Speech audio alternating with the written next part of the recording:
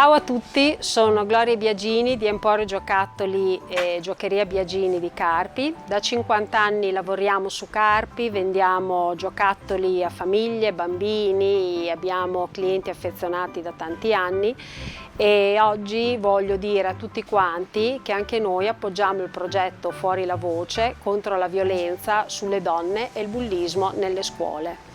Spero che anche voi siate come noi con l'appoggio di questo progetto. Ciao a tutti!